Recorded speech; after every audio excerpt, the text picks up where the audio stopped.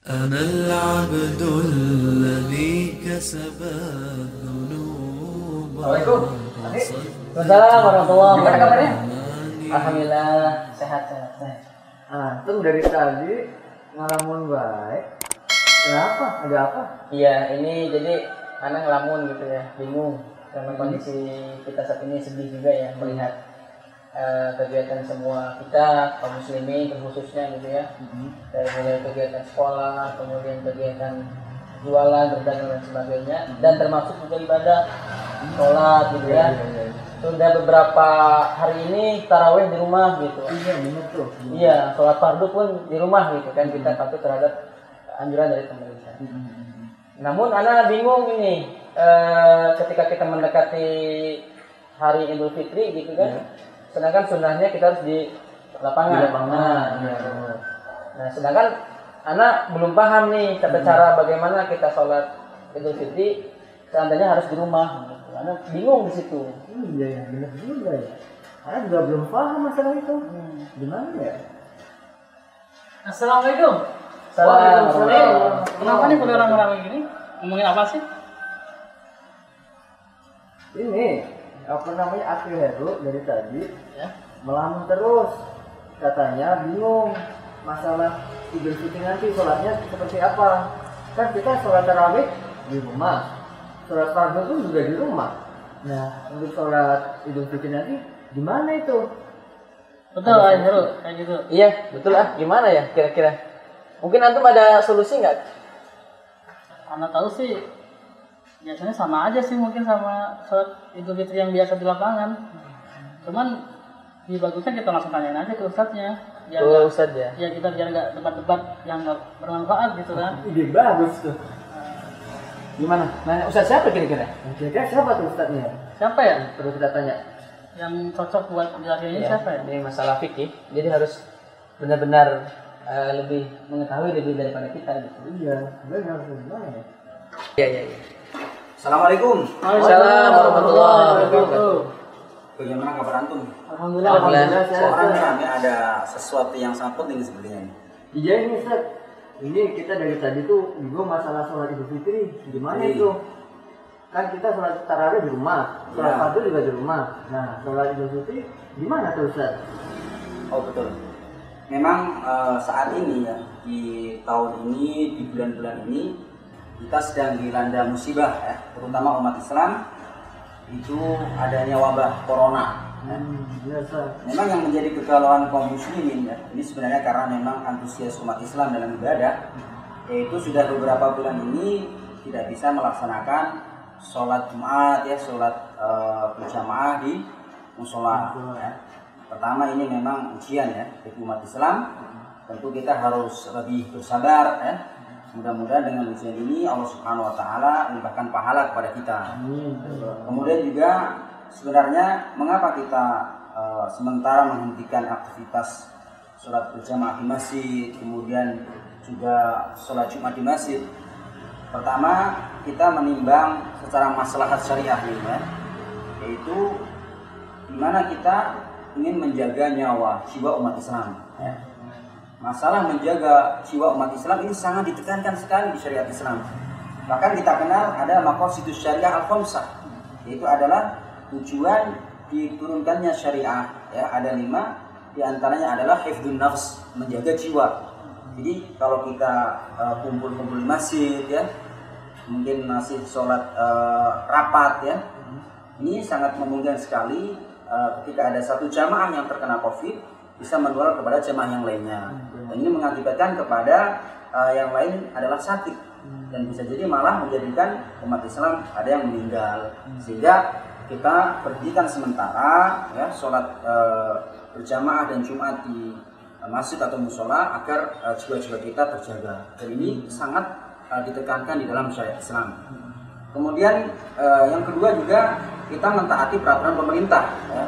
Bahkan ulama-ulama yang di Indonesia yang bergabung di MUI Pusat pun menganjurkan ya, agar kita sementara menghentikan aktivitas sholat berjamaah di masjid atau di musola, begitu pula sholat Jumat ya. Dan semua ini tidak ada tujuan lain kecuali agar umat Islam nyawanya, jiwanya terjaga. Itu seperti itu ya. Memang seperti yang disampaikan Akhi Irhas ya, Akhi Heru dan Akhi Ilyas ya, tentang kegalauan tadi ya. Sebentar lagi kan juga mau masuk Idul Fitri ya. Kita tahu bahwa kalau Idul Fitri kan umat Islam ya, menampakkan syiar sholat di lapangan ya, ada sebagian di masjid.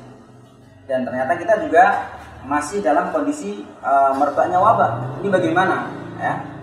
Insya Allah dalam masalah ini ada tata cara khusus dalam fikih. Ya. Bicara masalah sholat Idul Fitri ya, hukumnya dulu ini kita ya, sebelum kita masuk ke pembahasan yang lain. Bicara masalah hukum sholat Idul Fitri ya, itu ada ulama yang mengatakan wajib ya, fardu ain, maksudnya setiap orang wajib melaksanakannya. Ini biasanya di pendapatnya Imam Abu Hanifah. Kalau ada juga ulama yang mengatakan fardu kifayah.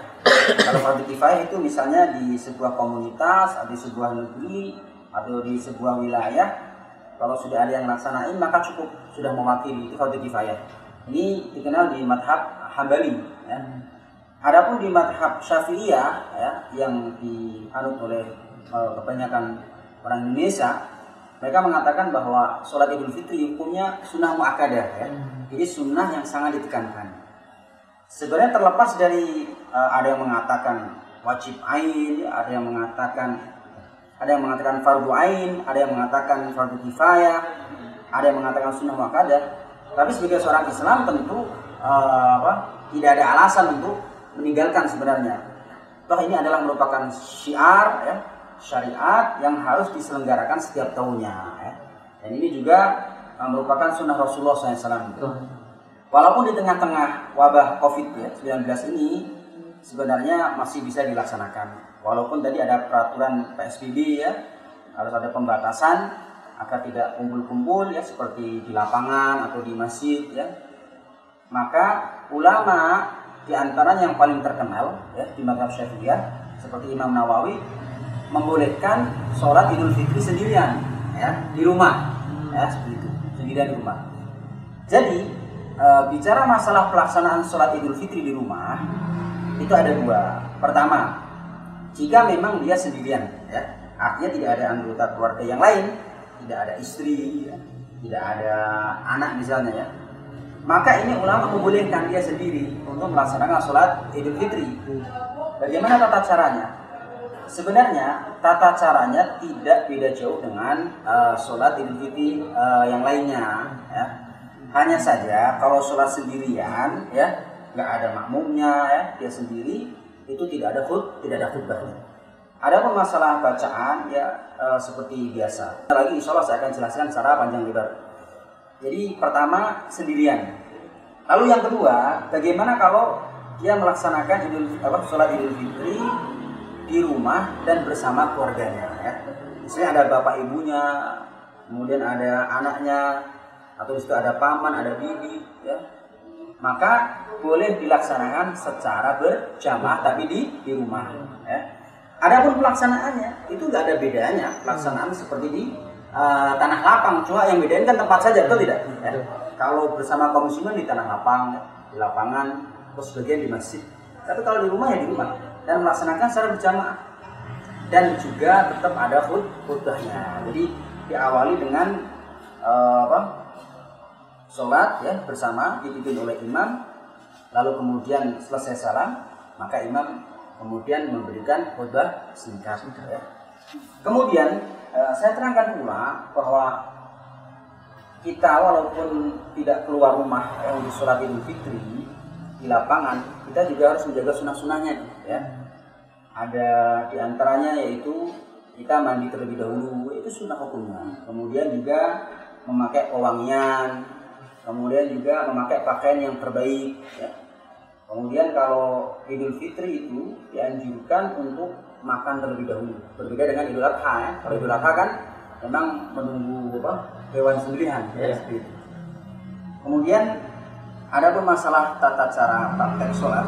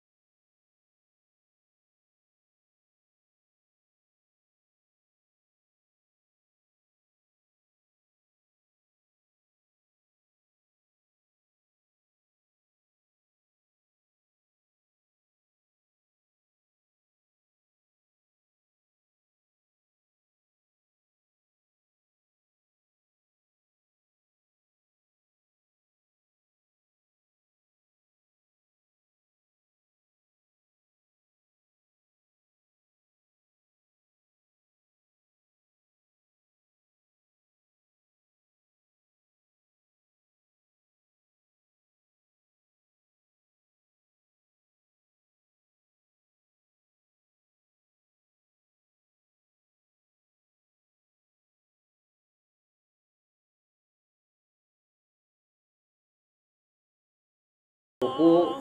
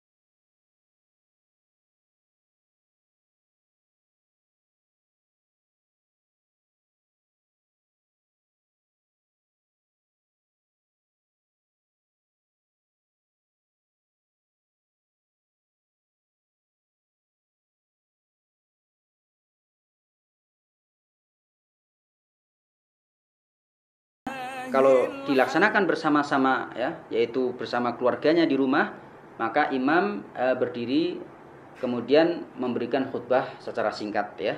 Karena memang mungkin ini awal pertama ya seorang bapak menjadi khotib ya.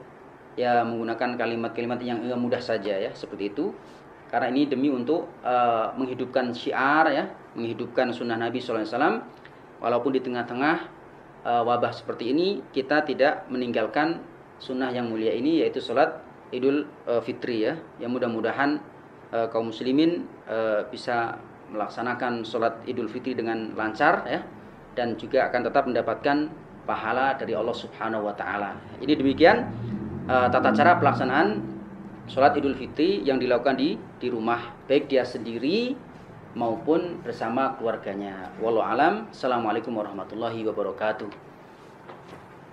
Setelah itu selesai, kemudian boleh saling mengucapkan taqabbalallahu minna wa minkum, taqabbal ya karim ya, seperti itu. Itu tata cara singkat pelaksanaan sholat Idul Fitri di rumah ya. Jadi sebenarnya tidak ada alasan untuk meninggalkan ya.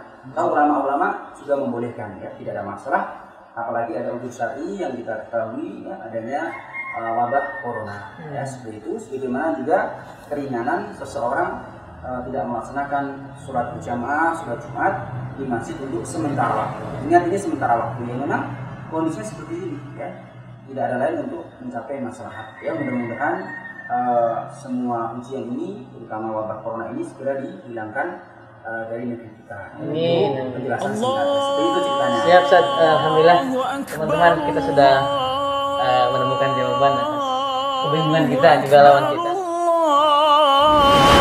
Allahu Akbar. La